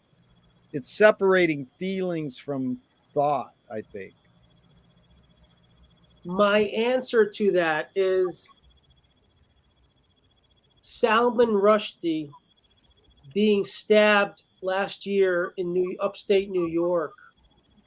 The Satanic Verses was a novel that was very creative, and it placed a fatwa on his head. He was stabbed. He lost his eye, and no one's really talking about what has happened. So my answer to you is that tragedy that happened to Salman Rushdie, the author. Yeah. And you know, I never read the comments when we're doing these live. People can add in our chat, and someone called 21st Century Paragraphs added this comment: the hero conveys immortality to those who admire him. So I mean, in my opinion, Solomon, he pursues on. He knows he can have a bodyguard, but he doesn't like just close down, and he talks about it, you know, and he knows that art is like culture is our business. It's a deep business to create art. If we you know, the question I ask often, can satire be destructive? And if me or you do a cartoon in a certain country and they kill us, some people think dying is destructive. So it could be destructive, but that's what satire is supposed to do, is be destructive. But it's how you interpret it, literally or metaphorically. So, you know, it is a big conundrum here. What we define as pop culture, I mean, is studying. In a way, pop culture could be deemed as under attack with this cancel culture stuff that's going on. Yeah. And it's swaying. The pendulum is swaying now. So everybody now is at risk. So it's a very dangerous time, in my opinion. Yeah. To the artist, to the comedian. Very dangerous time right now. Well, Woody just says, "Hey, fuck you! I'm going to France and I'm making my new film." And it's who said that? Who said that? Woody Allen's new film is in French and it's got English subtitles. Woody Allen's son, who is the child of Frank Sinatra, this guy he doesn't give a shit about anything at this point. So Woody Allen is already an icon, in my opinion. He's done his. He's lived. If he survived everything he's gone through with Mia Farrow and Ronan and all of this stuff, God bless him, man. He could do this. And in my opinion, this last chapter of his career with these European films, they're amazing. The Match Point is a masterpiece. But Rob cannot teach Woody Allen. That's not true. It's not that I can't teach. Well, that's not true. Okay. I do have Woody Allen films in there, but I chose not to feature him in a couple of examples for a few reasons. Yeah. One of them being wanting to be a little careful. Yeah. And is that cancel culture? Understandable. I do have him in my, but I didn't feature. There was opportunity to probably feature Annie Hall as in the 70s, and you know, it's also a one-off. You know, Woody Allen's a one of one. It's a film history class. Is he representative of American film? Well, of course he is. But Pat, anyway, when you taught film, were you like, okay, if you go to that Ann Arbor cinema book that came out, it says in like 50, 60 years ago, they protested Birth of a Nation on the campus in Ann Arbor, Michigan. You can't show this. And they didn't show it. 60 years later, whatever, a half a year ago, a guy got fired for teaching Birth of a Nation in a film class. So what did you experience in that regard, Patrick? Were there films that you shied away from, like Birth of a Nation, because you knew it was worthy of being taught, but it would get you in trouble? Well, you know, I got out of the business in the nick of time. So, I mean, I taught Birth of a Nation a number of times. I mean, You know, it's interesting because I recently wrote about this in my poem. Is that when I was the first job I ever had after I left UC Santa Cruz was at the University of Oklahoma, and I was teaching. I was just there for 1 year, and I was teaching a film and writing course or something. And I think it was their popular way of doing composition. You know, was to write about films. And so I selected like, I don't know, 5 or 6 films. Like 2001 was one of them, and Carol Reed's. I can't even think. What's the Carol Reed film with Orson Welles? The Third Man, and so forth and so on. Anyway, one of the films was The Searchers. Okay. And here I am in Oklahoma. And so a student comes into my office one day, and she's in the class, and she explains to me that she's a Native American. I believe she said she was a Comanche, frankly. And she was infuriated that I was teaching that film. And she explained why. But the thing that bothered her the most was that Ford was using the Navajos for everything, you know, to represent all the Indian groups. The Navajos are the guys that are in Monument Valley, right? I think that's it. Anyway. Yes. And that really bugged her, you know. And so I tried to talk her down, you know, I said, you know, you have a really good point, but I said, I'm not trying to teach this as as politically correct or anything. It's what I'm trying to do is dissect it to actually get into the contradictions that are in it, because that is my approach. My approach to art is actually to try and explore the contradictions that inevitably emerge, because that's the historicity of it. You know, that's why it becomes really interesting. And, you know, she stayed in the class and she wrote good papers. And I don't know if I ultimately solved the problem, but I never forgot her. I mean, that really stuck in my head. And it wasn't like I felt attacked or, you know, that I was going to get canceled, because that didn't even exist at that time, you know, but it was just that, it made me realize the problem of how you present things. And I never had any difficulty. You know, the closest thing I had to a difficulty is I was teaching a class, and we were doing. Christ, my brain is terrible about titles and names anymore. The movie, Kubrick's last movie, remind me again. Eyes Wide Shut. Eyes Wide Shut. Yeah, I was teaching Eyes Wide Shut, and I used to have my students do skits, you know, as a way of, you know, sort of teasing out the movie, you know. And so my students were doing a skit on Eyes Wide Shut, and this woman put on a flesh-colored bodysuit and painted, you know, breasts and so forth and so on it. And so I didn't quite realize what was coming. And so they were doing this, and the door was wide open. People were walking up and down the hall. And I thought, that's it. I'm going to lose my job. But actually, nobody paid any attention. It just looked weird at a distance. Yeah. So, and it turned out to be quite a cool skit. So let me jump off of this, because coming back to why did I stop teaching, or why, you know, you said, well, I'm not teaching Woody Allen. It's also the technology.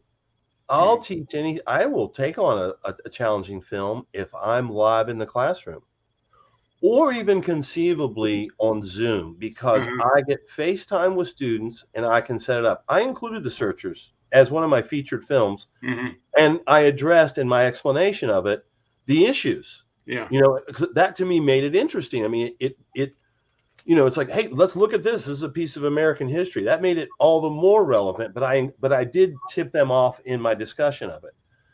Roy, you talked about On the Waterfront, which is a great film. I used to teach that film, and in one of my own classes, and they had to write a paper about it. And when I revised the class, I took it out, not because I didn't think it was a great film or great. It was just that with the limited knowledge they could get from reading the textbook, which was by no means leftist, or, you know, it was giving the thing. It was amazing the wild disparity in the students' conclusions based on the textbook and watching On the Waterfront. In one interpretation, Kazan is saying that he was a communist, he was a member of the Union, and he decided they were bad, and it was right for him to rat them out. That's a very kind of straight interpretation. And some students would come up with this, and I'd be like, oh no. And it often would would break along their own political beliefs. If they were a non-thinking traditional American, they saw communism, they were sure it was bad, and they wrote their paper that way.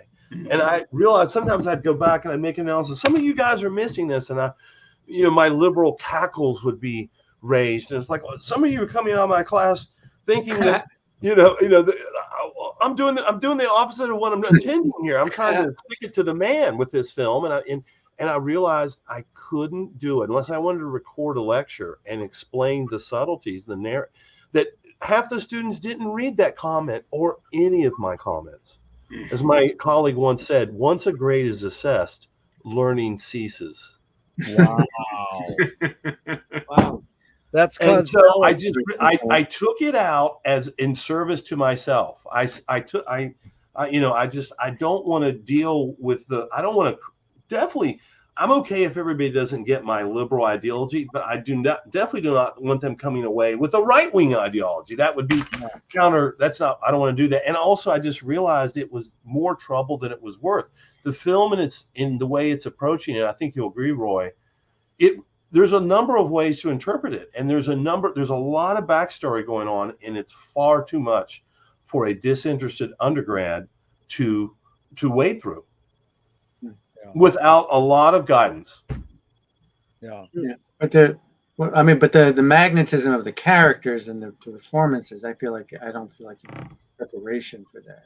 I still I included it in my film history class, but I took it out of one of them where I was having them write a paper. It was just too much. Yeah. Because I'm talking about a really crucial period. The last thing I want people to come away with is, hey, the Red Scare was a good idea because we caught all those communists. And a couple of people were writing that. It was infuriating. I remember reading a book by, some left-wing Jewish intellectual. I mean, he's really smart. I forget his name, but he mentioned On the Waterfront, and he's saying, it's not really that good a movie. And I'm thinking, he's letting his political beliefs, make his judgments on the movie. I don't like Kazan, what Kazan did, so I'm not going to give him that credit that he made a great movie. Segueing back to our conversation about taste, as a left-wing intellectual, one of the greatest things you can show that you have good taste is to dump on something that all other left-wing intellectuals like. If you say, Kubrick's overrated. I mean, you seem like you must have the best taste because you're willing to, disagree. That's very good, Rob, because that's I went to a big gala fundraiser, and it's just like, which direction shall I projectile puke? I mean, it was just, but it was all good, and it's all for culture and art. But I went around telling people, there's the great Warhol saying, there's nothing more bourgeois than dissing the bourgeois. So here's a popular American business magazine using the word we're studying, exporting American gun culture. And then you can't really read.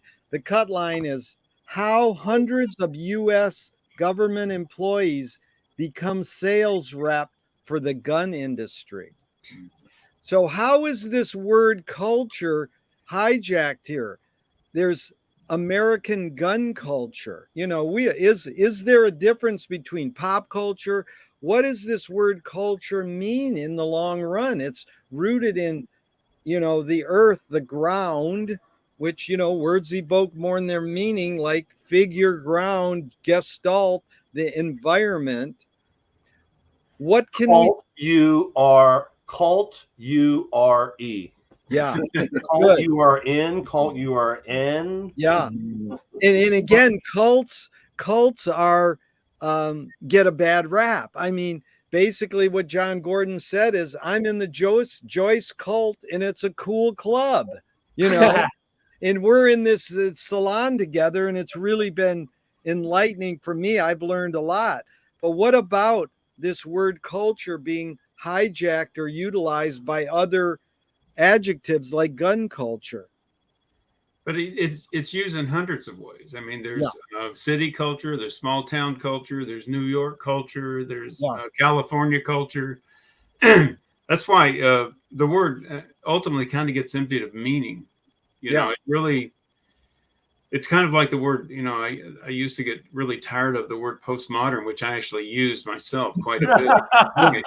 You're one of the great postmodern studies of Joyce. What are you talking right. I mean, it's just, you know, it's like modernism and romanticism. I mean, you know, all these things are, it's like, pardon the phrase, but like you take a term like autism or some other psychological term. I mean, these are just maps that we construct to deal with things that we don't understand. You know, we don't understand autism, so we invented the word autism, and then we invent other words to go with it to divide things up. And then we invent the word spectrum to explain the fact that all these things kind of blend together and so forth. I just think culture is something that really can't really be defined any more than you can define love or being or you know, things of that sort. All you can do is use it in certain ways, you know, and well, Patrick, it really is boiling it down to taking, like Joey said earlier, popular culture to pop culture. And so, you know, postmodern, I loved when I caught on to this pomo decon. It was postmodern deconstruction. And it goes, that's pomo decon. Okay, Rob, go ahead. Is culture just the silly rituals that you do without questioning? Yeah, it's good. Maybe silly is a little strong. The you know, well, whatever rituals, the abstract rituals you commit without questioning them. Well, rituals is a great word. In closing out, we can. I welcome anybody else's round robin question or comments, but you know, Marshall said that advertising is sex, death, and technology. And I kind of hijacked and I says, well, everything, the human condition is sex, death, and technology. Sex is sensory, emotional, intuition, our sensory bias, you know, perception. Death is time. Did humans invent time? What, like we did when we said, okay, you die. You know, on Coast to Coast last night, they had this great reincarnation you know, well, what happened before you were born? We don't think of that. We just go, well, what's going to happen after you die? So are all times happening now? Is this all at onceness, simultaneity? Like, you know, after all five of us die, will we still be doing Zooms up in heaven, you know? And so then the third one is technology. Anything humans invent that you put between another person, spoken word, printed word, electronic word. You know, what did we just spend our last 2 hours with? Was it electronic word, spoken word? And a lot of it was me, you know, us reciting things that have appeared to us or we learned through printed word. So it's a mishmash. So I'd love to go just round robin and ask people about this defining sex, death, and technology, and what I'm leaving out, or what's one aspect that Marshall left out besides sex, death, and technology. We'll start with you, Rob. Well, first of all, I want to know why you think you're going to be in heaven. I mean, I don't. You know, that's an anomalous thought. That threw me off there. So yeah, you know, no, Rob, I got to respond. You know, my favorite joke is I get to hell, and the devil's standing there with his pitchfork. And I can look in hell and I can see they have Zoom sessions with all my friends. Go, you have Zoom sessions with my friends in hell? And the devil goes, that's all we got. Now you can apply that to heaven too. Yeah, sure. Yeah. Sex. But your take on the sex, death, and technology. How do you suss those out? I think there's a show. Okay, just slight reference. I think there's a show on Netflix. Someone tell me it's called Sex, Death, and Robots. It's short animations. I highly recommend it if you get chances. I think it's Sex, Death, and Robots is the name of it. And it's these 20 to 30 minute animation films, which are really brilliant. And dealing with the future and often robots, or at least something in the future. Great title. Sex, Death, and Technology. Did Marshall miss anything? I would guess, well, death would encompass fear. FOMO would be the only thing, maybe, wanting to be, keeping up with the Joneses, which I guess is encompassed somewhat in fear, but there's, it's in the title, isn't it? Fear of missing out. But yeah, I think Marshall got it. No edits for me. But I like that fear because I never put the death heading with fear. I always put it as time. And that was good. They definitely did their McLuhan homework. I mean, he's popping up constantly. He was in the Mad Men TV series, and isn't a reference to Marshall McLuhan a virtue signal to intellectuals? Well, one of our members, her mom, isn't it taste making to intellect? I mean, it always works for me. Anytime you mention someone is into McLuhan, I'm always like, oh, okay. Britney Spears, Yeah, but it's funny because one of our members, her mom, she says, we're studying McLuhan. She goes, whenever I hear that name, a red flag goes up. He's a fucking charlatan. I mean, I never asked John Gordon yesterday if he ever read McLuhan, but at one point he kind of, with courtesy, referenced him. But like Roy puts McLuhan in his Joyce book, and that's super rare. They don't do that. But okay, Joey, anything you want to add to the whole evening together and Sex, Death, and Technology? Did we leave something out there? No.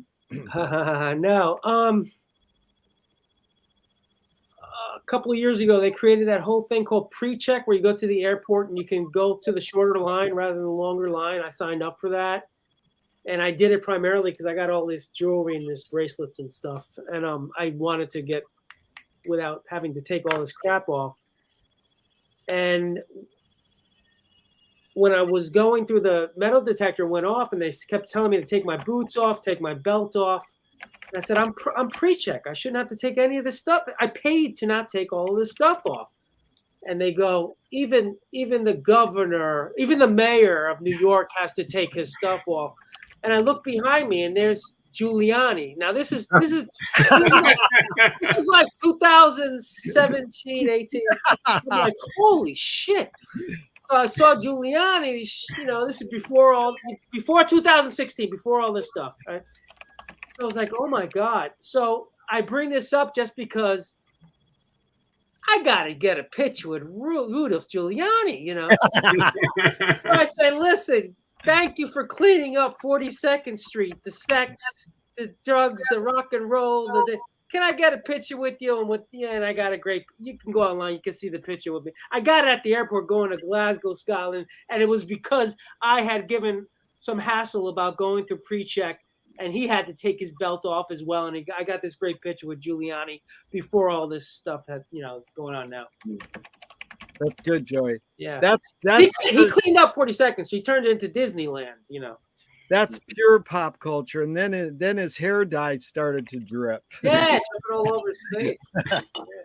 I'm melting. What a world.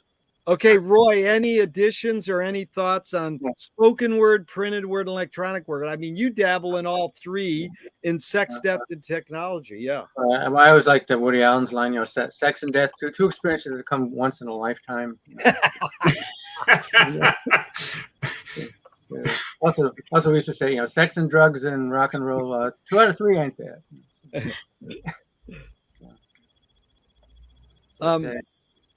Yeah.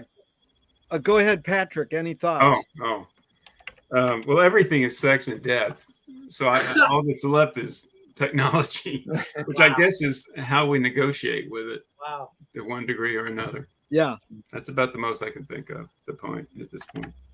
Negotiating is a funny thing. Is like, how do we negotiate? How do we navigate pop culture? And let us, like Rob saying, well, I'm going to fast. I don't need to know this death culture. I mean, listening to right-wing radio headlines every night for 15 minutes, it is like death, death, death. You know, that's why is that? Why are we so obsessed when we don't even know what happens after death, you know? Hey, the dominant religion in this land has as a symbol a guy crucified in a cross. That's what they walk into the town with. Is, you know, I mean, what does that say? What an image! And you know, starting off with Marty's new film, I abandoned him after Taxi Driver because I was watching these films in the 70s and realizing how important he is. I mean, the first thing I ever taped at my media center was Marty and Brian De Palma and Dick Cavett. And they literally said, and it's on YouTube now, if you haven't seen it, it's amazing. They say, yeah, the whole thing is you create a character and then you kill them off. And it's like, I don't want my art to do that. I don't like violent films. So I sort of like won't watch violent films for 40 years. But then I found this DVD about the history of literature. And it's really well done. And it basically said, the history of literature is killing people off. And I'm like, wait a minute. That's why I avoid violent films. And now that's the content of most. Don't read the Iliad. Yeah. Jerry, in film school, I was taught by Howard Enders, rest in peace, the way to have a successful hit film or script is you create Bambi, you have the public fall in love with Bambi, and then you kill Bambi and smash hit. I thought you just killed Bambi's mother. Yeah. I think that was Dumbo. Dumbo, no? Yeah, no, it was Bambi. Bambi, that traumatized me. Bambi, Bambi's mother. Yeah. Well, that's one of the most famous shorts is Godzilla meets, or what's it? Yeah, Godzilla meets Bambi. Right. And then I've interviewed that guy. He's an amazing animator. But that's my first film experience. My mom took me to Bambi, and all I can remember is I fell asleep. So that's the great cosmic scholar Harry Smith. The book just came out about him. Experimental filmmaker, indeed, one of the best. He learned from Bruno that the purpose of cinema is to put you to sleep. So that's like maybe we're all sleeping and dreaming the same dream through pop culture, because it goes back to the Kubrick line: if modern world could be summed up in a single word, it would be absurd. So let's just go round robin in closing out. Go ahead, Roy. What were you going to say? I was trying to illustrate that in your last wake meeting. I fell asleep. During... Oh, right. The only wake meeting we recorded in 28 years. Great. Roy's one of the best scholars, and he fell asleep, but on camera. I mean, Penny does it all the time, and we love it. I love it. And Duncan goes, "Wake up!" I'm like, "No, let her sleep." It's the most honest review you can give. But let's just round robin and close out. If the modern world could be summed up in a single word, it would be absurd.